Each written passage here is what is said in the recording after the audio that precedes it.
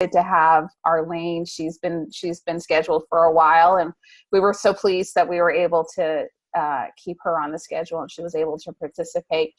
Arlene Lee, for those who don't know, she is the CEO of RL Lee Construction Companies, or family of companies. I'm sure she will talk about several companies. I want to do it justice. And we asked her when we started this series, this leadership lesson series, she was one of the folks who came to mind from the get-go. And Susanna Guzman, who you saw earlier, was our speaker chair and was instrumental in recruiting Arlene to be one of our speakers. So we've asked our leadership lessons speakers to give a few short words of advice and tell their story, because that's really important for women to do. And so I'm going to stop talking, and I'm going to let Arlene tell her story. So welcome, Arlene. So pleased you're here. And please mute everyone. If you would please mute yourself so she can speak uninterrupted. Thank you. I appreciate you inviting me to do this, and it's I hope that my words will be something that are worth you listening to hear. I've been having some internet issues. I actually came into my office thinking that would help, but I have kind of been kicked off a number of times. So if that happens, I have the phone set up. I think I'm a caller on here somewhere, so I can switch over to there if need be. Arlene, if you get kicked off, just join back on. I'll admit you. Oh, thank you. I'm monitoring the screen, so you keep it locked. Okay, thank you. And I can always think of something to say. So, okay. No worries. To fill the time. We'll figure something out. We'll go back to doing something else. So no worries. Okay. All right. So I've kind of looked at this as there's a lot of telling my story, and there's some pieces of leadership, pearls of wisdom, but I really think it's the beginning of a conversation. I've thought a lot about what I wanted to say to you today.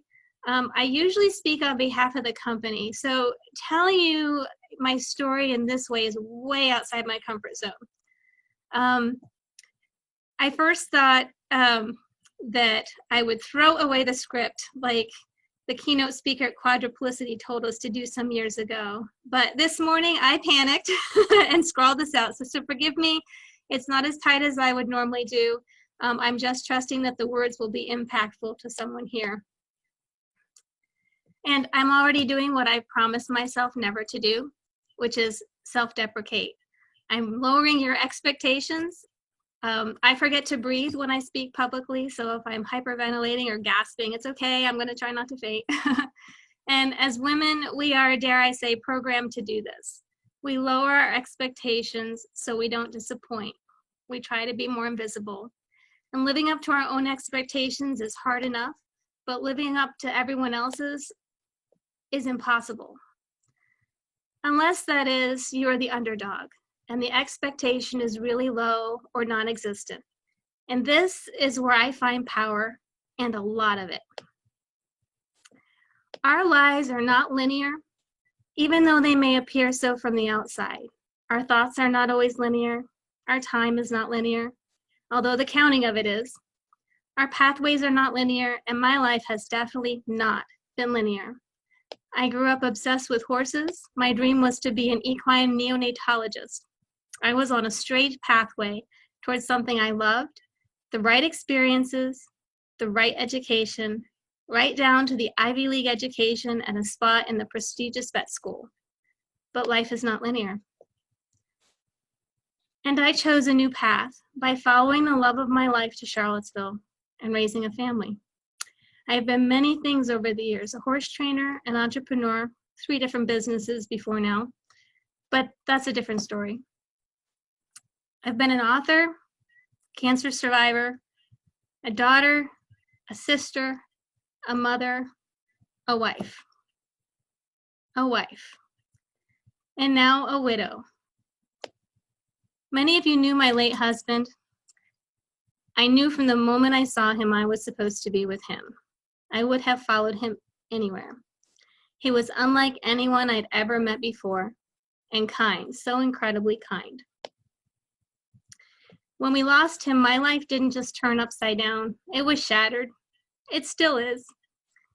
But over time, somehow, God and the love of my family and friends helps fill in between the shattered places, and the pieces become a mosaic. Chris was fourth generation in the family business here in Charlottesville. Many of you know our companies that grew out of the original Arlene Lee and Son. He was so proud of being a link in his family chain. But our kids, all three of them, have always had a chance about whether or not they wanted to come into the family business. They still do. No pushing, no guilt. It's a tough industry. You have to love it. Our youngest, though, he told us when he was 7 that he wanted to come into the business. He was so serious. He held out his hand like he was going to count. He scrunched up his nose and he said, "I'm going to Woodbury, then Cornell," and then he pointed at Chris's belly button because that's how tall he was. And then he said, "I'm coming to the company to take your job, Dad." Well, as it turns out, he'll be coming for my job someday. He did go to Woodbury and then Cornell, a straight arrow just like Chris. But I started by saying life is not linear, at least not for me. And now I run a parent company and 5 subsidiaries. I am a woman CEO in the construction industry, which, by the way, is 1/2 of 1%. Let that sink in. 99.5% of CEOs in construction are men. I have lived the life of a stay-at-home mom. I loved it. I lived the small entrepreneur life. I loved it. I lived the married life. I loved it. And now, in a new chapter, because we get those as women, I live the corporate leadership life. And you know what? Other than missing my husband, I love it. But I live between 2 worlds, that of women's leadership and that of men's leadership. That space in between is where I like to call just leadership. I've been to many women's leadership development programs, and I have been to many men's leadership development programs. And you know what? They are not saying the same things. They're not teaching the same things. When I go to women's groups, I hear over and over, "Have confidence, just try, you can do it, don't be afraid, we're all in this together." There's a lot of watering the flowers. And you know what? It feels good. In the men's leadership groups, which, by the way, I'm usually the only woman there, it goes something like this. Have you all had a chance to meet each other? Well, great. These are the skills that you're going to need, and here's how we're going to go about developing them. And then they do it. I'm not telling you this to put us women down, but if we build each other up, as we should, and we don't develop the skills, we are setting ourselves up for failure. We need to change the conversation. We are totally capable of being leaders.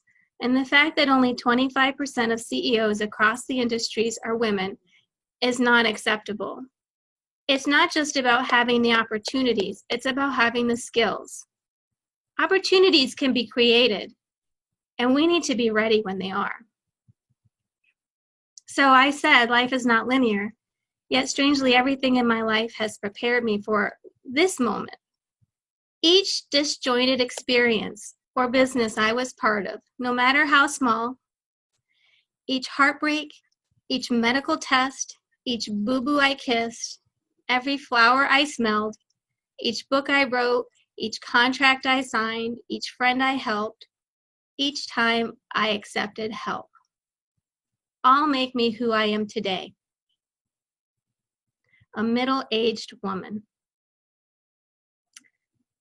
On the surface, that doesn't seem like much. Our culture tells us that. But I have stumbled onto a secret. In one of these men's leadership training groups, the speaker made a comment in passing. If you've heard Jim Ryan speak about wait, what moments, this was one of mine. Wait, what? The speaker had said the most powerful person in the room is a middle-aged woman. Wait, what? I'm the only middle-aged woman in the room. I looked around to see if anyone else was aware of that too. Nope. He must be wrong, or I must have misheard him. I've spent so much time thinking about this since that day. At another leadership event, I was seated at lunch with a table full of male CEOs and decided to test the water on this idea. I shared the comment with the men at the table. They got really quiet, and one of them asked, "He said that with you in the room?" And I said, "Yes."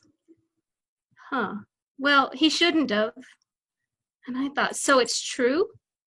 "Yes," he said quietly. All I could think was, wow, it's true. So here's the reason. In every man is a little boy who responds to the approval and discipline of the most important middle-aged woman in a boy's life, his mother. There, ladies, now you know the secret power too. Use it wisely. I've tested it over and over. It's true. It changed the way I thought about leadership in a male-dominated industry, and it's powerful. 2 weeks after we lost Chris, I was sitting in my first board meeting, being instated as the new president. Initially, I didn't take the title CEO because it was Chris's. Over time, that change did need to happen, but on that first day, sitting in his office in his chair, at his desk, I felt like a little girl sitting in her father's chair, swinging her feet, and very inadequate. All I had was the determination that I had better make sure this company was here for the next generation. The one that had pointed at his father's belly button and said, "I'm coming for your job, Dad." It's an understatement to say that those first months were pretty awful, personally and professionally. I recall one night in particular with fitful sleep, tossing and turning, and nightmares. In the morning, when I walked into the bathroom and turned on the light, across the mirror were these words, scrawled in my own handwriting, though I have no memory of doing it.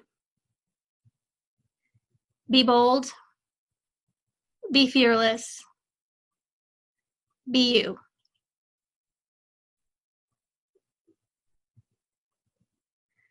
The words were glowing as the light caught the sparkle in the pink lipstick I had used. Grief like a veil covers me, but there is power in grief. Grief has made me bold. I've had experiences I've never even dreamed of. I've gone places I never thought I'd go. Losing Chris was one of those things I was most afraid of. It happened. What is there now to fear? What would you do without fear?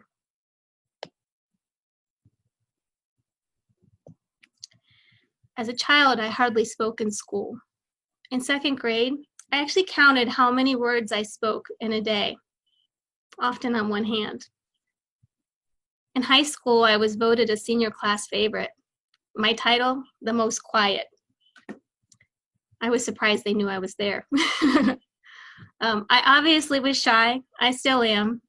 But one of the major lessons I have learned is this. If you don't use your voice, someone else will speak for you, and you may not like what they have to say. As a leader, I'm responsible for my words and actions. And I'm responsible for my team's words and actions. Without clear communication about expectations and process, people will make it up as they go, and often without all the needed information. Trying to correct or fix the actions when they're not in line with my intent is far more difficult than using my voice. I don't have all the answers. I'm okay with that. I learned in my Cornell days that there is always someone smarter than you. Surround yourself with smart people. So my leadership style is to ask questions, a lot of questions. I love to learn. I probably make my teams crazy. But if you ask better questions, you get better answers.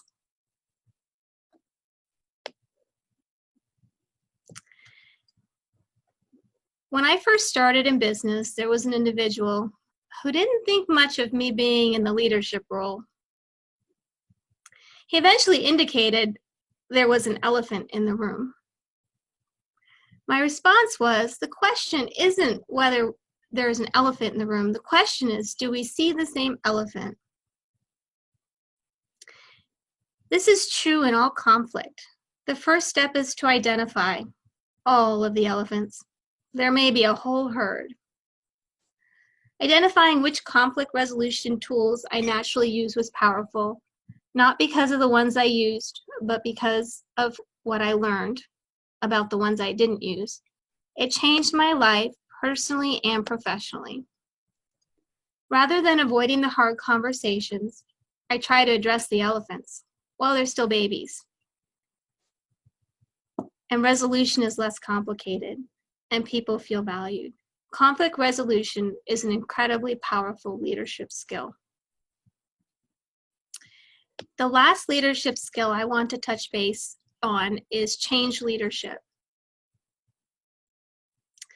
We live in a world that's constantly changing, and of course, recently, the pace of adapting and pivoting is staggering. Books like Who Ate My Cheese look at how people and businesses respond to change. It's no different today. We're the same as we've always been. Some people hunker down, wait till it's past. Some people innovate. Some people look to be rescued. Some get lost wandering. Some find these lost and bring them along. Know yourself first. Which one are you? Understanding my own reactions and opinions to change have been the groundwork to building these skills. As a leader, it's my responsibility to protect our business and our team. Change is hard, and it's even harder if you don't bring your team along with you. Creating buy-in is dependent on understanding each team member's feelings about change. To meet each person where they are. If you've ever been the parent of a 2-year-old, then you know how hard it is to bring someone along if they don't want to go. I am an innovator. I'm more comfortable with change and ideas than many people. So I need to look for ways to support change that makes them comfortable too. But at the end of the day, it comes back to being my authentic self and what was scribbled across that mirror. Be bold and be fearless and be you. Thank you. Arlene, I can't express in words. Thank you so much. We're so grateful for your courage and your authenticity. Someone texted me in the middle, I'm about to cry, and me too. So thank you. Oh, me too. I was choking. I was like, it's good. It's all good. It's all good. I was telling Andrea before the call, I had a really crappy day yesterday, so I won't get into it, but it can always be worse. It could always be worse. It could always be worse. So, thank you. I definitely want to open up. I wrote, I see comments in the chat. I wrote everything down, and so I will type up a summary of if you don't mind that, Arlene, your remarks, and post it on Facebook. Thank you. It was so wise. Thank you. I particularly loved your distinction. And I, as a leadership coach myself, I've noticed I hate the label of women's leadership and men's leadership. It's leadership. Yeah. And I think I think your observations, and my clients are mostly women. I focus my practice with working with women, nonprofit women executives. And I definitely have noticed the same thing where the programs focusing on women are the way you describe, and so it's giving me actually thought for my own practice. Thank you so much. But I want to stop talking and open up. I see several comments coming in the chat. I want to make sure, and please, I'm seeing lots of nice comments. Yeah, no one has to watch me cry. Yes, thank you. It's okay though. It's okay though. It is a little weird speaking to an audience that's silent because you don't know how it's being received. You know, that's kind of funny. Like, did they think that was funny or did they cry? Oh, you're all good. You know? It's all good. It's all good. Robin did have a question. So appreciate the mention about skills in watering the garden. What has helped you identify the small elephants? I love that analogy. Effectively, and to talk about them. Have you found that you developed negotiating skills? Oops, sorry. I can't move the computer apparently. Okay. Oh, my camera's up there. So, you know, we all actually know the small elephants, but we tend to not address them because we think it's not that big a deal. And so, you know, whether it's so when we have a young leaders program that we started in Christopher's name. And one of the things we do there is conflict resolution. And I actually am rolling it out through the whole company, but we're not quite there yet with COVID. It kind of slowed things down. But we do it on 3 levels. We do it on the business level, on the family level, and on the personal level, because we are having these internal conflicts too. So sometimes that elephant in the room it's inside of you. But really trying to see where those points are, those, you know, that funny look of a coworker, or, you know, people all have them, they have tells, and only 7% of our communication is in our words. The rest of it is in our inflections and in our body language. So, you know, being able to start identifying those of when somebody, you know, if they kind of give that funny look, you can say, can you tell me more about what you're thinking? You know, and invite them into the process really early on before they've walked away and they become kind of, you know, stewing on it or resentful on it. And I think when you do it in a way that's respectful and acknowledges people, then they're more comfortable opening up about what that small elephant might be. You know, when you have a 2-year-old or a 3-year-old, you know, they have all these emotions and they can't put words to them. And so with a child, when you see they're angry, you say to them, I can see you're angry. Can you tell me about that? So maybe you don't talk that way to an adult, but you can do something pretty similar. I can see you don't agree with me. Will you share your thoughts? Why not? Because I find that that's asking the better questions, right? Because you get better answers. And then you have maybe a whole different way of looking at it that you didn't see at first. Arlene, you're making such great points about Thank conflict. Yes, thank you. I used to be a mediator for the Mediation Center of Charlottesville, So I recommend that resource for anyone who's struggling with conflict somewhere in their life. That so often conflicts are because we feel like we're not being heard. And the approach of asking those powerful questions is so helpful, and not assuming that you understand where the other person's coming from. And it is completely, and I loved what you said, of do we see the same elephant? That so often in conflict or a dispute that two people, well-meaning people, can look at the same situation completely differently. And so it's getting clarity around, okay, how do you see what's going on? Here's what I see. And just feeling like you're heard makes such a difference. So thank you so much for talking about that and asking the question, Robin, because that's at the heart of getting at it. Anybody else have any questions? There was someone in the that worked for another construction company, and I would have loved to hear their experience. I'm trying to find that comment here. Bunmi, you want to share, Bunmi? Hi, Arlene. Hey, that was great. I was not executive level, but I got up to managerial level at a construction company back in Texas, and I worked there for 10 years. And so a lot of what you were saying truly resonated, because I started there just a few years out of college and worked my way up over the 10 years. But as a young African-American woman in a industry that was, at that particular company, it was white, male dominated for sure. And so just hearing your words, I wish I could have heard that, 10 years ago, as I was rising in my career there. Because I was a shy person, introverted, and my boss, who was really, he's a mentor of mine, but he really had to help me hone in on my leadership abilities and help me to draw out that quiet leadership that I can have within my space and take ownership of that. But it was definitely a hard thing to do, and I feel like a lot of what you were saying, I could have truly benefited in that. Now I work for myself, but in that realm, it would have been very beneficial. And you just resonated very well with me. Well, thank you. You'll use that in your own business now, those lessons. And I think about so many of the things I learned were actually from being a mother. If we really do become good leaders as mothers. And when my children were in preschool, there was a teacher in our school that I learned so much about. And what she did was, instead of,